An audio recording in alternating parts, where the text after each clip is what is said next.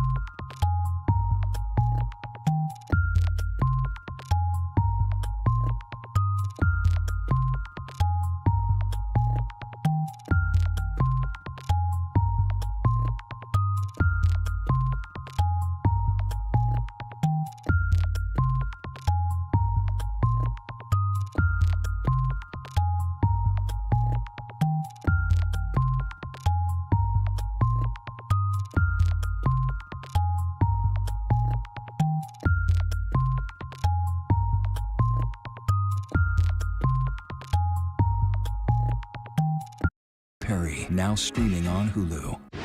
Reporting from the protests at Columbia University, I'm Stephanie Ramos. Wherever the story is, we'll take you there. You're streaming ABC News Live.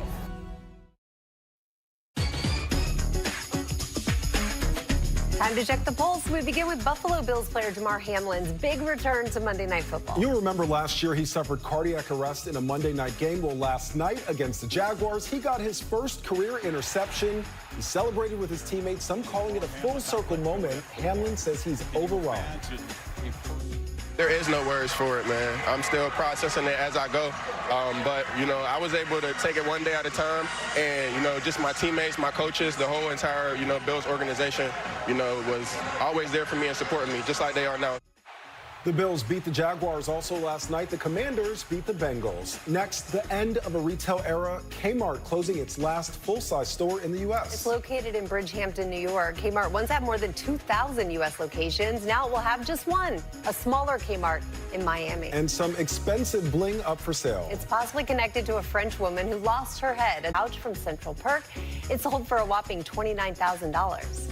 Next, a gnarly moment for a surfer in Australia. Yeah, watch what happened to Mickey Brennan. He catches a huge wave, but suffer a concussion and some bruised ribs. Finally, one dog's difficult dilemma. Look at Cece here. Cece got stuck on a fence at her Detroit home. Her owner says Cece insists, "Aw, I'm trying to get out every single night." But you see the tail is still wagging, so she wasn't hurt. She's okay. Top headlines next.